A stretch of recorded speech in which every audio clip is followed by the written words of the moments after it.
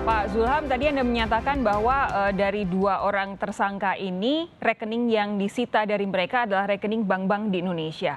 Bisakah Anda beri gambaran sebenarnya bagaimana prosesnya dari kemudian dana ini ditransfer pemerintah Amerika Serikat, masuk ke rekening yang seharusnya warga Amerika Serikat juga, akhirnya sampai ke para pelaku ini?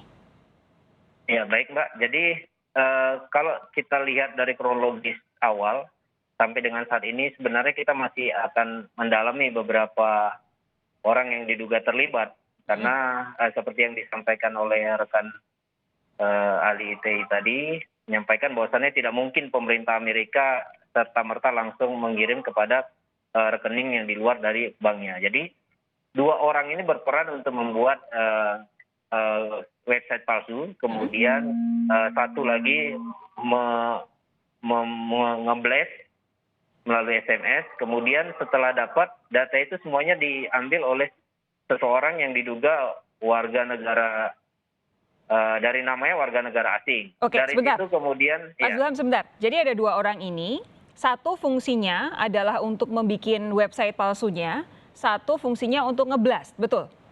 Iya benar Mbak. Dan itu ada kaitannya dengan warga negara yang diduga warga asing ya? Iya benar Mbak. Oke, silakan Pak Zulham.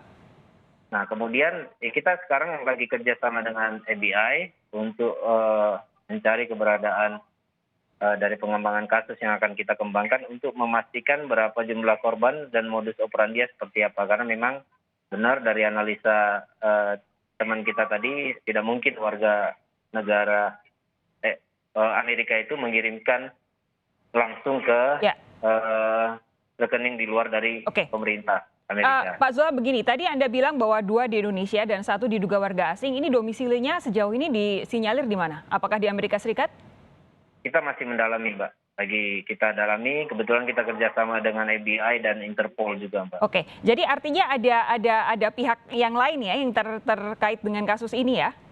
Ya, dugaan sementara ada, Mbak. Karena kalau kita lihat dari peran dua orang yang kita amankan ini, perannya seperti yang saya jelaskan tadi. Oke, apakah artinya misalkan dua orang yang ada di Indonesia ini dibayar atau mereka membayar si satu orang yang diduga warga asing ini?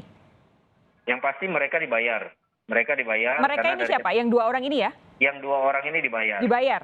Oke, Ya. jadi fungsinya mereka memang dibayar, bayaran, bukan otak kejahatan yang besarnya begitu?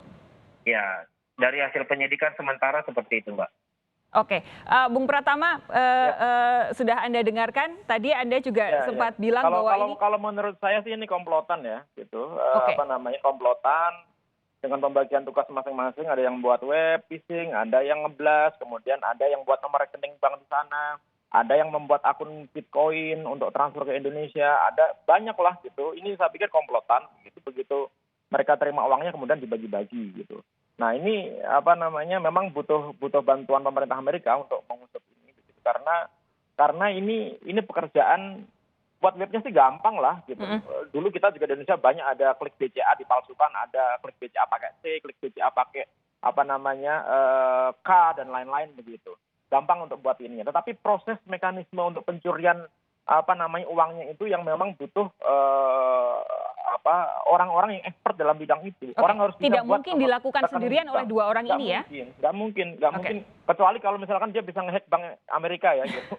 Dengan data itu dia ngehack bank Amerika, buat rekening setahu dia gitu, kemudian meminta pemerintah transfer ke rekening itu, mungkin bisa jadi juga gitu. Jago banget kalau kayak gitu. Kemudian blastnya, masalah blast ini juga nggak main-main, 20 juta orang, gitu. Misalkan 1.000 perak lah gitu, 27 miliar loh untuk beli token SMS blast gitu. Itu nggak murah begitu, ya kan? Nah kalau ini nggak komplotan besar, bisa jadi mungkin layanan blastnya juga dihack gitu. Oke. Dia nge-hack layanan blast, kemudian dia mengirimkan SMS suka-suka dia gitu di negara Amerika gitu. Karena ini melibatkan uang yang tidak sedikit gitu. Oke, pokoknya intinya dari penjelasan Pak Zulham dan dari analisis Bung Pratama adalah bahwa ini pasti dikerjakan oleh komplotan ya, tidak mungkin hanya dua orang ini sendirian ya. Dan yang perlu kita waspadai Mbak, di Indonesia ini juga kita harus hati-hati karena phishing itu selalu menjadi top 5 gitu, kejahatan internet, kejahatan di dunia maya. Kenapa gitu? Di Indonesia ini banyak data-data yang bocor, Tokopedia, Bukalapak, Bineka gitu. puluhan juta gitu. Ada hampir 100 juta lebih data orang Indonesia, nomor handphone, nama, alamat email, dan lain-lain. Gitu. Dan ini berpotensi sekali digunakan untuk melakukan kejahatan. Oleh karena itu kita harus hati-hati sekali dengan kejahatan phishing ini gitu. Oke. Caranya gimana ya? Misalkan dengan tidak mengklik link sembarangan. Kan kemarin kita di WA juga sering banget kan. Ini ada promo nih, ada terima pulsa gratis nih, klik link ini gitu. Janganlah percaya gitu-gitu. Ya. Intinya jangan ngeklik link sembarangan yang masuk ke handphone kita, betul. begitu ya. Pak Zulham, waktu kita tinggal sedikit, tapi yang ingin saya tanyakan, kira-kira sejauh ini kenapa, kalaupun memang ini ada kaitannya dengan warga negara asing, kenapa kemudian 2 orang ini yang dipilih?